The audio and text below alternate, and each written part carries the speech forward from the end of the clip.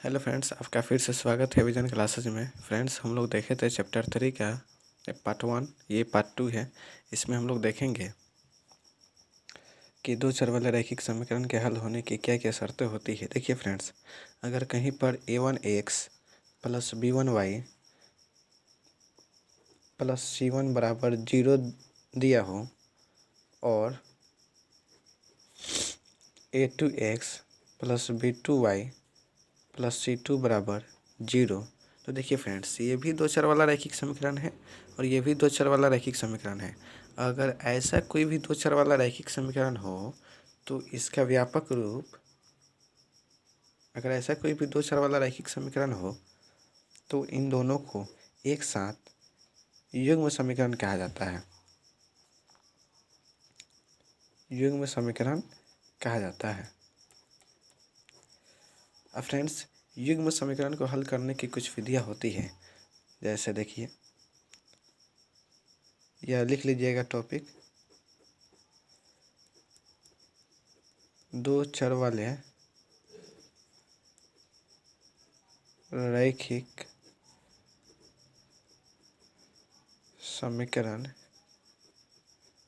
युग्म के हल होने की शर्त है। हल होने की शर्त है। तो देखिए, शर्त क्या क्या हो सकता है।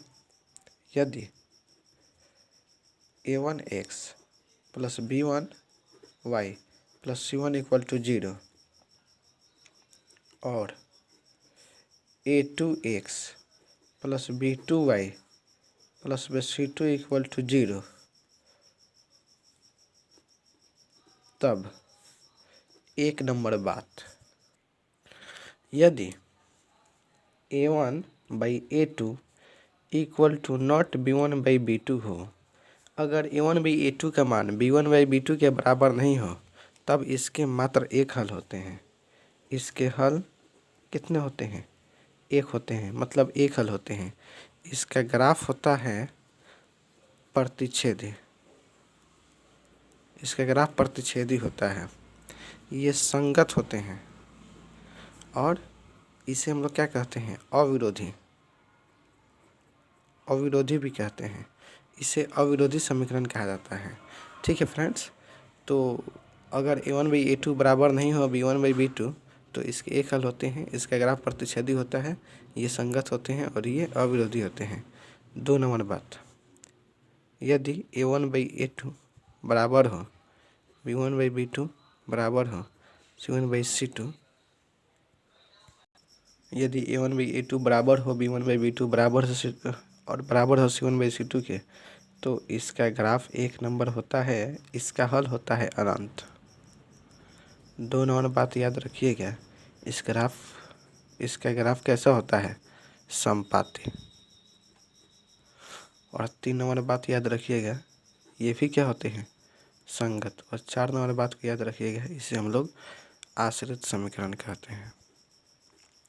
देखिए, समपाती कहने का मतलब है कि a1 b1 c1 का ग्राफ एक हो जाएगा सीधा रेखा और a2 b2 c2 का भी ग्राफ क्या होगा? इसी पर होगा, इसी पर आश्रित होगा। इसीलिए हम लोग इसको आश्रित या इसे समपाती कहते हैं। 3 नंबर बात, यदि a1/a2 बराबर हो b1/b2 के, लेकिन b1/b2 बराबर नहीं हो c1/c2 के, तो इस पोजीशन में इसका हल नहीं होता। हल नहीं होता, हल नहीं होता है। 2 नंबर, इसका ग्राफ समांतर होता है, समांतर होता है। 3 नंबर बात, ये असंगत होते हैं और इसे हम लोग क्या कहते हैं? विरोधी समीकरण कहते हैं। इसका नाम क्या है? विरोधी। देखिए, समांतर कहने का मतलब ये a1 b1 c1 का ग्राफ है और ये a2 b2 c2 का ग्राफ है। ये दोनों समांतर होगा, ट्रेन के पटरी के जैसा समांतर होगा। तो फ्रेंड्स, आई होप कि आप लोगों का ये वीडियो समझ में आ गया होगा। तो फ्रेंड्स देखिए, हम लोग देख लेते हैं संगत और असंगत किसे कहते हैं। तो संगत क्या होता है?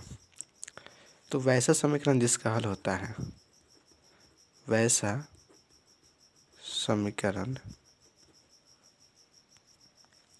देखिए, वैसा समीकरण जिसका हल होता है उसे उसे संकर समीकरण कहते हैं, और वैसा समीकरण जिसका हल नहीं होता है उसे असंगत समीकरण कहते हैं। देखिए फ्रेंड्स, a1/a2 बराबर b1/b2 नहीं है, इसलिए इसका एगो हल होगा ना, तो एक हल होगा, इसीलिए हम लोग इसको संगत बोलते हैं।